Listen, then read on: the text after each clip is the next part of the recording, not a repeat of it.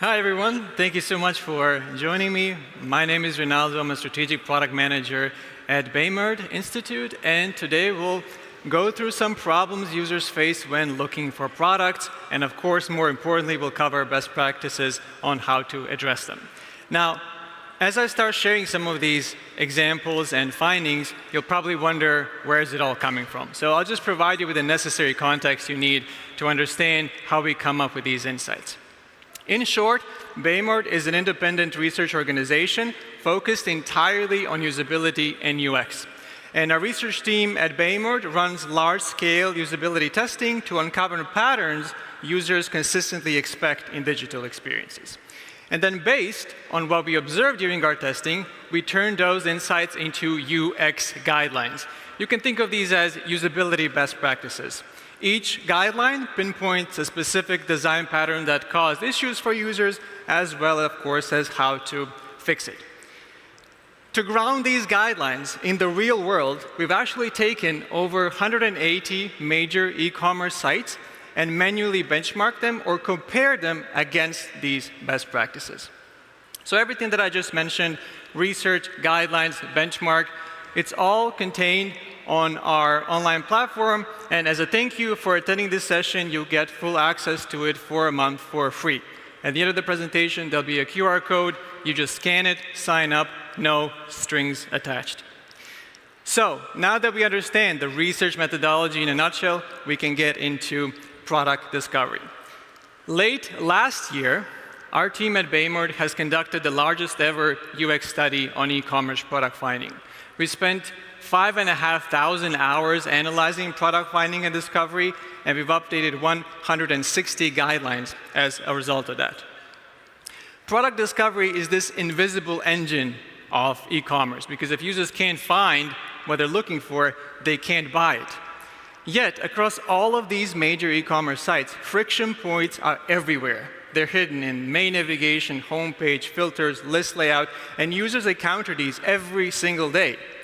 In fact, our research team has uncovered 1,000 medium to severe usability issues specifically related to how users find products. And due to these issues, users ended up not purchasing the product. Not because the product was out of stock or because it was difficult to ship, it's because the homepage didn't guide them. Search didn't understand them, and the product list overwhelmed them. So this is lost intent, lost trust, and at the end of the day, lost revenue as well. So today we'll explore this data set, we'll dive deeper into 8 more specific common pitfalls, and then of course best practices on how to address them. So let's kick it off with homepage and category navigation. Despite its importance in helping users kick off their product finding, our UX benchmark found that the average e-commerce site among the data set of these leading US and European sites, their average homepage and category navigation UX performance is subpar. Now, the homepage is the sub-area that performs the best, but more specifically there, we'll cover something that is worth tackling, as it's of course important not to fall behind industry standards, but more specifically, your average site would have to improve how the products are categorized and then presented in the main navigation. So this is the point at which we'll start diving deeper into our results by outlining 3 specific homepage and category navigation pitfalls. When users land on a homepage, many of them will try to infer what they can expect to find based on the homepage content and the main navigation. Now, of course, on mobile, they don't have an exposed main navigation. So during our testing, we've seen that 70% of users scroll up and down through the entire homepage just to establish an overview and to try to understand what they can expect to find on that site and to deduce the site type and content based on the homepage. Users that are new to any of these companies need to be able to tell from first glance what they can expect to find on these sites. So let's see how easy or difficult is it to do exactly that. So here we have site A, site B, and site C, and we have 2 product types. We have speakers and hairbrushes. So let's do a show of hands and see what you think. So raise your hand if you expect to find speakers on site A. One hand went up. That was very brave. Thank you so much. Now, speakers on site B. Okay. Majority of you. And then finally, speakers on site C. Okay. 24 hands or so. Okay. And what about hairbrushes? Hairbrushes on site A? Okay. Fewer hands than for speakers on site C. Hairbrushes on site B? 3 hands. Okay. And finally, hairbrushes on site C. Wow, okay, so that's the majority of you. Thank you so much. All 3 sites sell speakers and hairbrushes. Just like you, users during our testing were not able to tell what they can expect to find on these sites. And here, we even had the luxury of full-page screenshots. The reality, of course, is often different, and users' viewports are much more limiting than that. This particular participant was hesitant to explore this site because she thought it carried mostly men's clothing, when in fact, this site catered equally to men and women. What can we do about this? It is essential, in order for users to avoid misinterpreting or underestimating the product range, to feature a broad range of product types on the homepage. Just a glance over the homepage should be sufficient enough to convey product diversity. Now, there's no hard and fast rule for how many product types should be displayed on the homepage, but our testing showed that displaying at least 40% of product types is enough to convey that product diversity. Now, there's a trick how to do this on mobile and apps.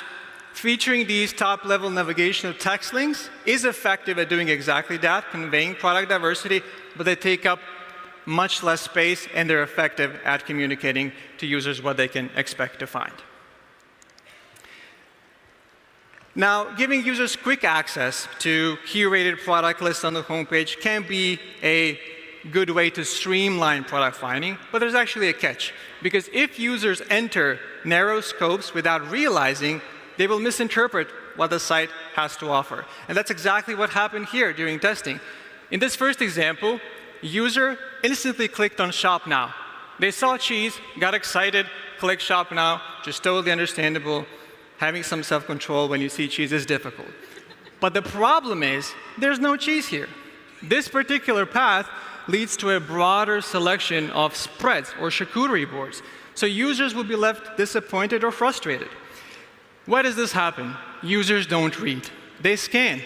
They rely more on visuals and high-level copy. So how do we fix this?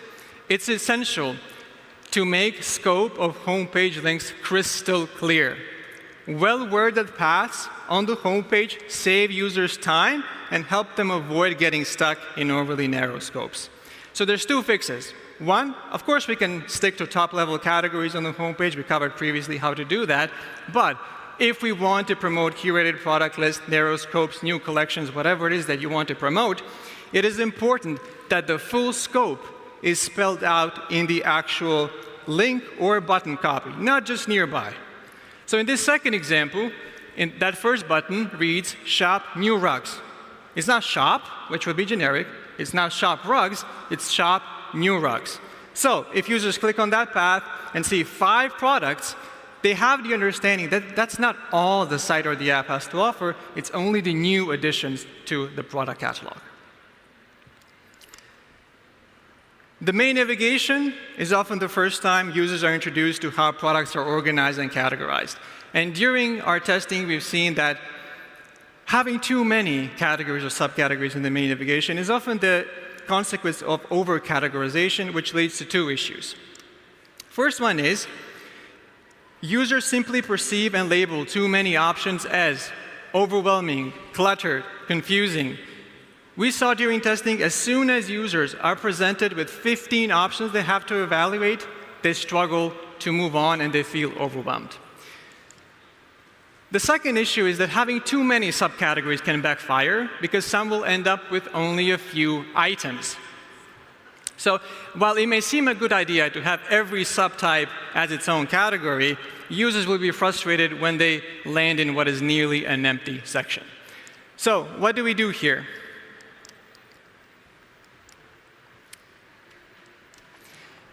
To keep users from feeling overwhelmed, we want to avoid having more than 14 main categories at the top level.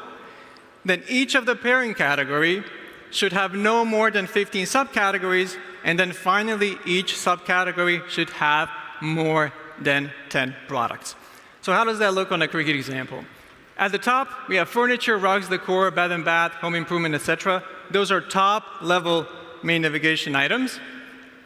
Are there more than 14? No. Check. Then we have these high-level parent ones like lighting, decorative accessories, wall decor.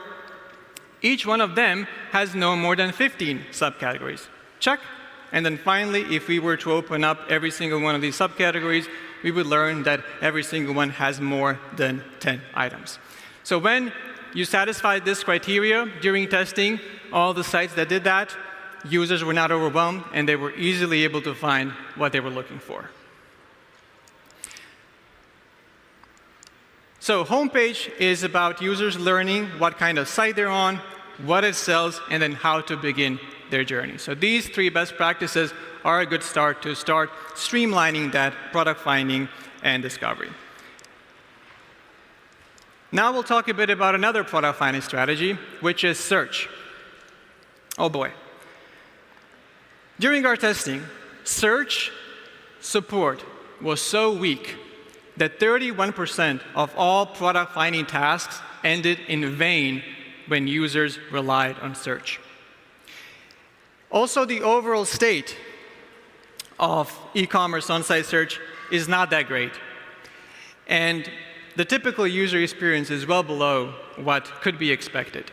And these poor performances are despite the stakes of e-commerce search being extremely high, because if users can't find what they're looking for, how can they buy it? And it's not only the engines of search that need fixing during our testing.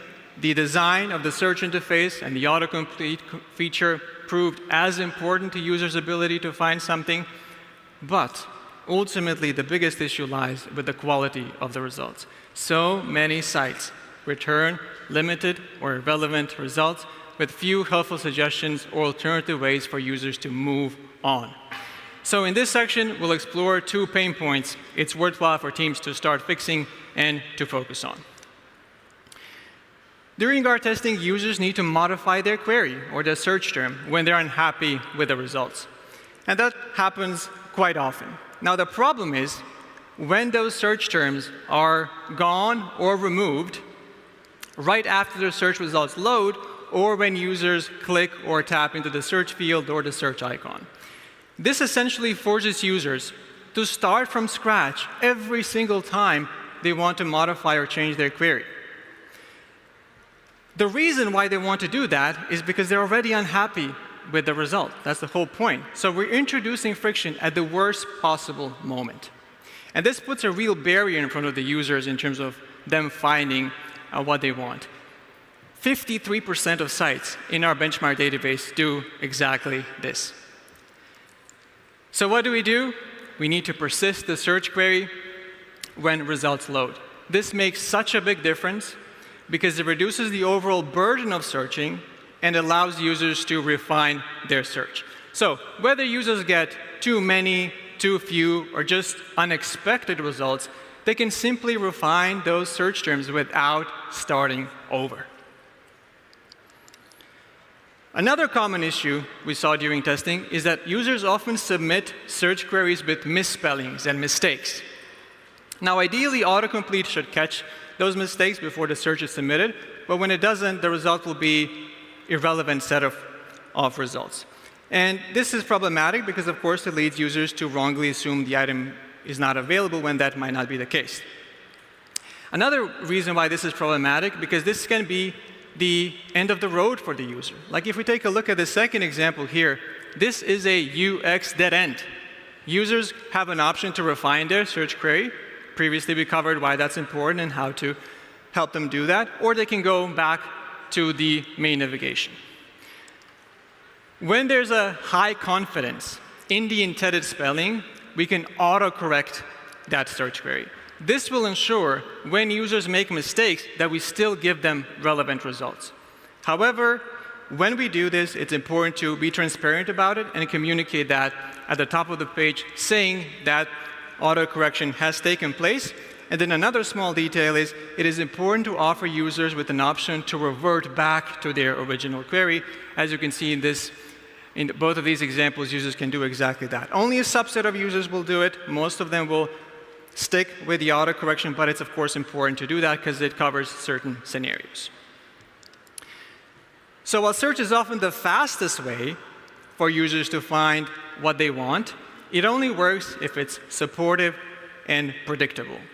These small fixes can have a big impact on search usability and then ultimately, of course, product finding and discovery.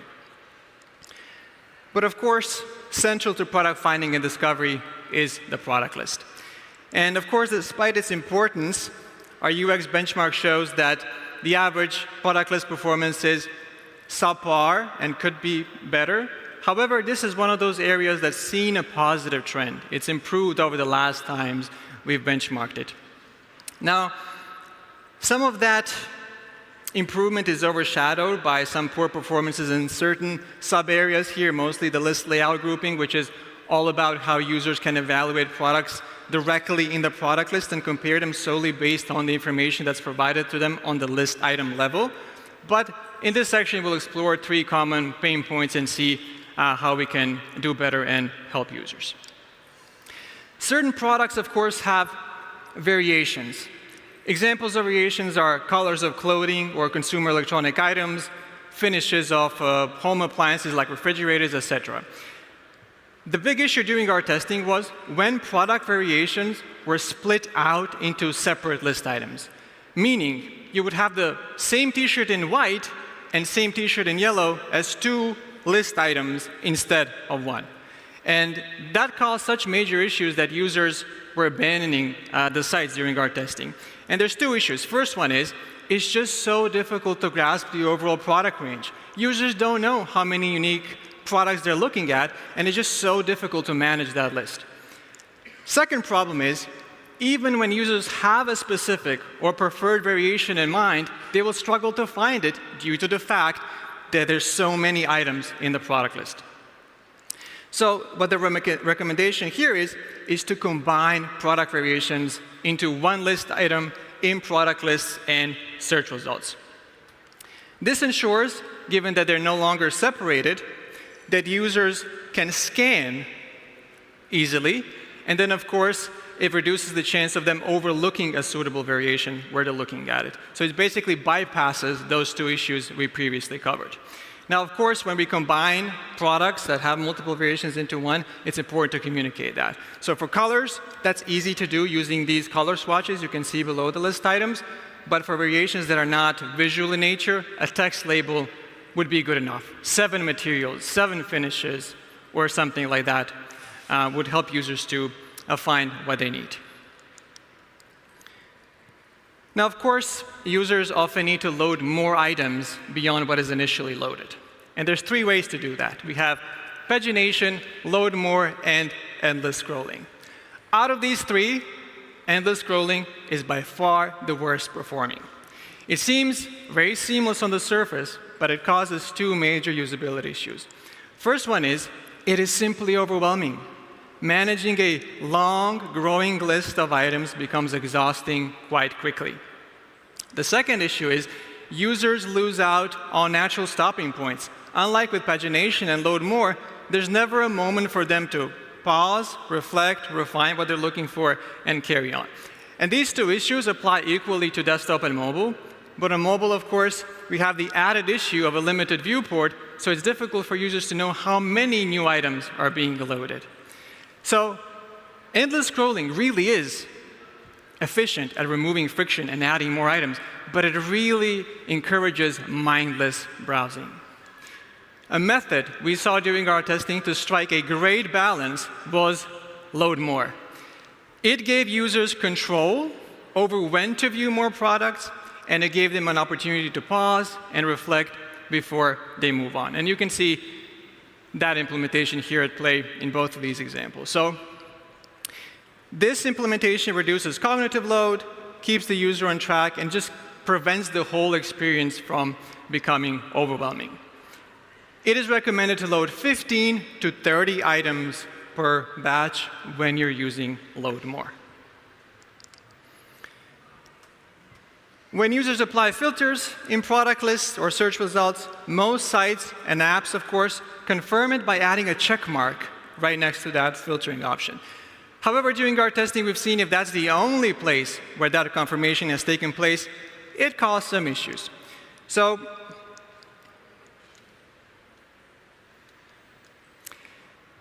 when sites don't clearly show which filters are applied, it leaves users guessing. We saw during our testing, users had to double check just to make sure they selected the appropriate thing when they were unhappy with the results. And then they would have to go back into the filtering interface. And that's not really a quick check to do, because every time they have to go back to the filtering panel, scroll through a long list of filters, mentally track what's been selected, make their selection, deselect, click view, go back to the product list, and repeat that however many times they want to add a filter. So a much better method, and something that is strongly encouraged to make filtering easier and more transparent for users, is to have an applied filters overview at the top of the list. This gives users a sense of, okay, so these are the parameters that I'm filtering the list by, but it also gives them an easy and a quick way to disable or to remove these filters, because all they have to do is click or tap on it and it will be gone. There's two ways to do this more specifically on mobile. You can see them here. One is horizontally scrolling list, and the other one is stacked filters. Both work. It's not that one is better than the other. They do have certain trade-offs. But what matters most is that users have an overview of what they're filtering by and the context that is essential in this instance to find the product they need. So product lists, sorting, filters, those are not UX details. These are high-leverage tools that determine whether product discovery continues or not. Product discovery and finding in general does not require reinventing the wheel. There's nothing new, groundbreaking here. It's just about making sure these three systems are tuned and they work accordingly so users can find what they want. These 8 are a good start, but these are only 8 best practices. Unfortunately, I cannot cover all 160 best findings we uncovered during our testing in 25 minutes. But as I promised earlier, if you want more research and if you want to get access to it, we have more than 700 of these best principles in our catalog. You can narrow them down by themes, industry, platforms, business objectives, whatever you want. We also recently launched this very neat tool called UX-Ray, where you type in your domain, click scan, and then it analyzes and assesses your site against our research database and gives you a UX to-do list of things you can do to improve your site. So if you're interested in getting access to that, our research database, or anything else for that matter, you can just scan the code and get access.